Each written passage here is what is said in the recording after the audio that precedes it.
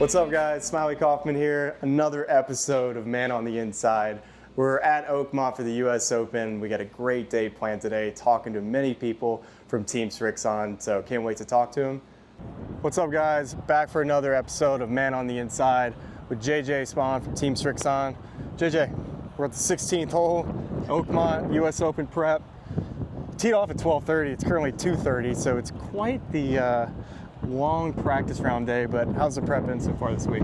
Yeah, it's been great. So I've never been here before, so I'm trying to see as much as I can, in the 3 days leading up to the tournament. But it's a beast, We just hit a 3-wood mini drivers into a par 3 here today, so that's kind of the theme here at Oakmont. All right, so you're seeing a place for the first time, and a golf course as difficult as this one. Do you feel like you've seen enough by Thursday, or is there a lot of just when you get going on Thursday, do you kind of figure it out on the fly with some things?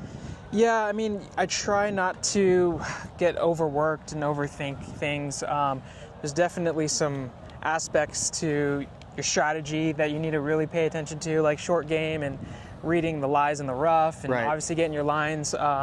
So that kind of goes hand in hand. It's different, obviously, playing major tournaments where you don't see these venues very often, or ever at all. So you kind of have to do a lot of homework.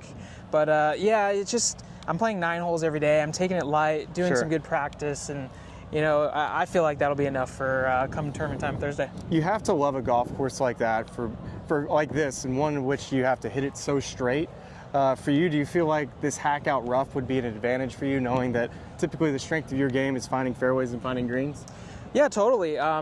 It plays into my game nicely. You got to hit it pretty straight, obviously, and the rough is so penal that you got to, hit fairways in order to get the ball near the green. So, yeah, it's kind of going to eliminate a lot of the players that can't really hit the fairways, but it's still hard to do. I mean, there's all these crazy slopes in the fairways that even you hit a ball down the middle and you think it's in the middle, it ends up running off into the rough. So there's more strategy onto like shaping tee shots into slopes and stuff like that. It's just the little intricacies here that make it tough, throughout the entire bag.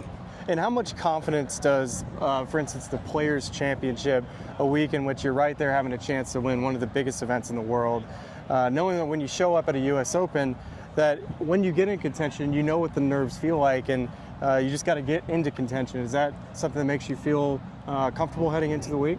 Yeah, definitely. Like, experience really helps build confidence in situations that you're not comfortable with, and having that week at the Players where I excelled really well in the 5th major, one of the bigger events we play all year, was nice to kind of add confidence to my belief that on the biggest of stages, I'm able to kind of put myself in the mix, and hopefully I can do the same this week. Well, tell us just a little bit about Oakmont, of what you've seen. I mean, we got this right behind us of just a diabolical green with fringe that is just so nice and tight.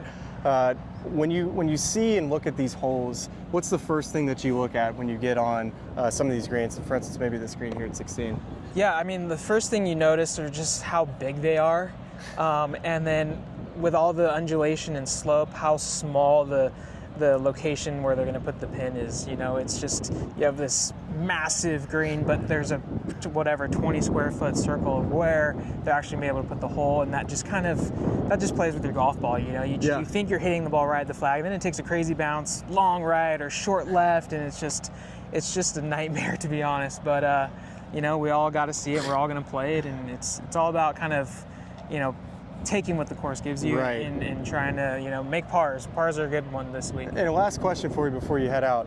So you're a player that typically likes to play like a left or right shot, or just a little slight fade. When you have these wind directions that are right to left, or a slope that's right to left, will you change your shot shape to fit the strategy of the hole in which you're trying to hold some of these greens and fairways? Yeah, totally.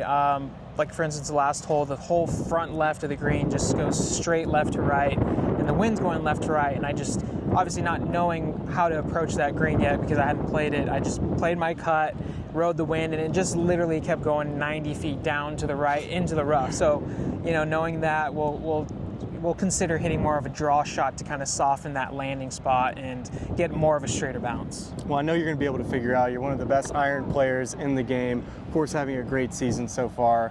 We're looking forward to see what you can do this week. I know you got some prep to do, so we appreciate the time, JJ.